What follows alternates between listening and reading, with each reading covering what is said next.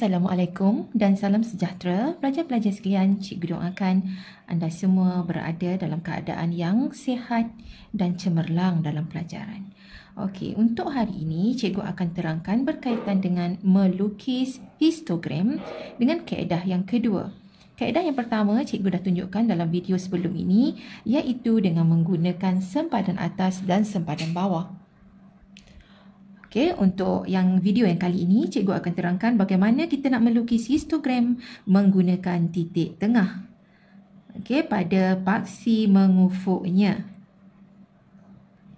Jadi, di sini diberikan selang kelas berkaitan dengan masa dan juga kekerapannya. Okey, jadi kemudian kita kena tambah lagi satu kolom iaitu untuk ruangan bagi titik tengah. Kemudian kita kena cari titik tengah ini menggunakan had bawah tambahkan dengan had atas bahagi 2. Jadi kalau untuk yang pertama situ ialah 45 tambah dengan 53 sama dengan bahagi 2. Okey, dapat sini 49. Okey, kita teruskan lagi dengan 54 tambah 62 sama dengan kemudian bahagi 2. Dapat 58. Okey, seterusnya 63 tambah dengan 71 bahagi 2. Dapat 67. Jadi macam itulah ya. Jadi lengkapkan semua ini dengan menambahkan had bawah tambah had atas bahagi 2. Okey. Okey, cikgu dah pun melengkapkan kolom untuk titik tengah. Jadi seterusnya cikgu nak tunjukkan bagaimana kita nak melukiskan histogram menggunakan titik tengah.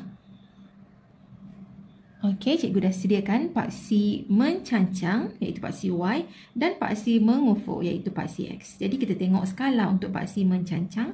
Paksi mencancang di sini skalanya ialah 2 cm mewakili satu orang. Okey, jadi di sini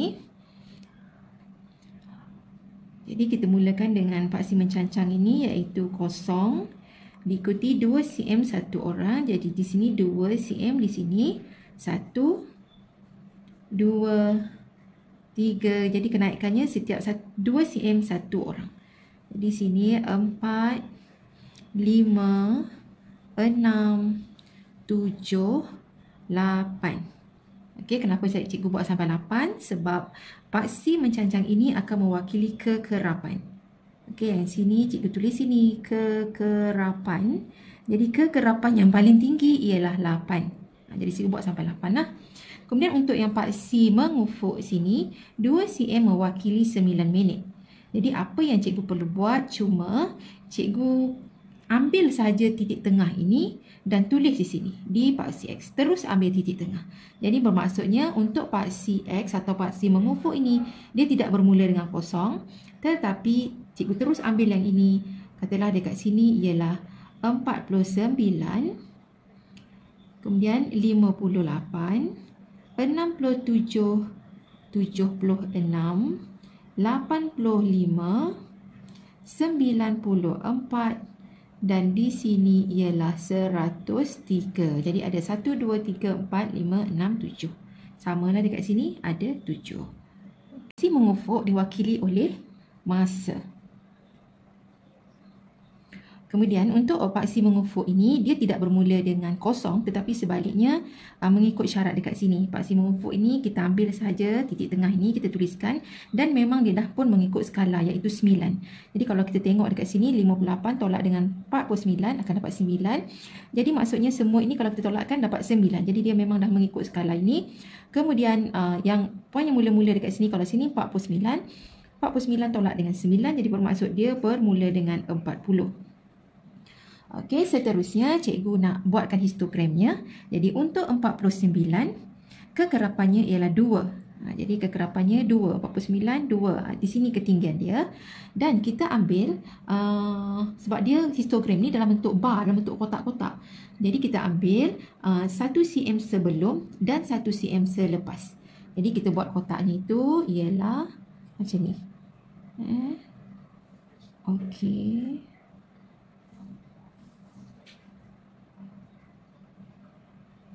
Macam tu. Jadi untuk 49 kekerapannya 2. Dan seterusnya untuk 58 kekerapannya 4. 58 1 cm sebelum dan 1 cm selepas sampai sini.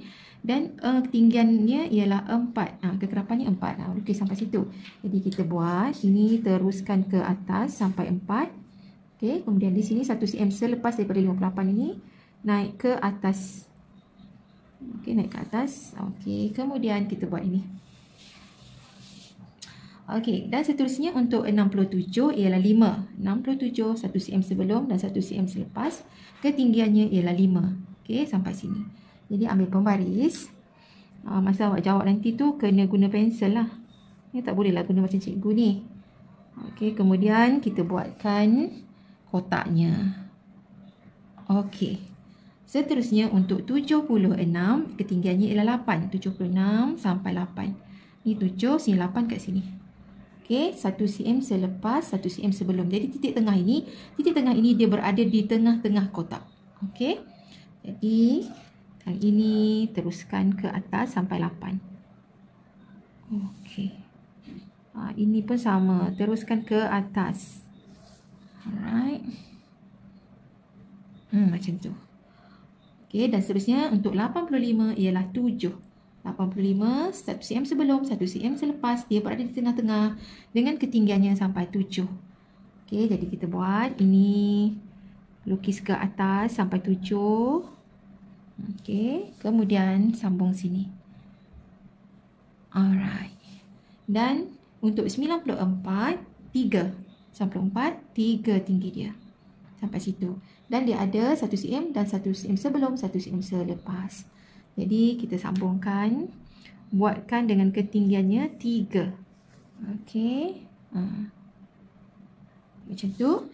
Dan yang terakhir 103, ketinggiannya 2. 103, 1 cm sebelum, 1 cm selepas, ketinggiannya ialah 3. 103 ialah ketinggiannya 2. Sampai sini. Okey. Jadi kita buat ini dengan ketinggian 2. Kekerapannya 2. Okey. Jadi bermaksud kalau dekat sini ada 1, 2, 3, 4, 5, 6, 7. Dekat sini pun akan menghasilkan 7. 1, 2, 3, 4, 5, 6, 7 kotak. 7 bar dekat situ. Dan kena ingat titik tengah itu mesti berada di tengah-tengah kotak. Dan saiz ini mesti sama besar. Ni kotak ini 2 cm, 2 cm, 2 cm semua. Okey. Dan ketinggian ini adalah bergantung kepada kekerapannya. Okey, itu sahaja berkaitan melukis histogram menggunakan titik tengah. Okey. Itu sahaja yang cikgu tunjukkan. Cikgu harap awak semua dah pun jelas dan faham bagaimana nak melukis histogram menggunakan titik tengah. Hingga jumpa di video yang seterusnya.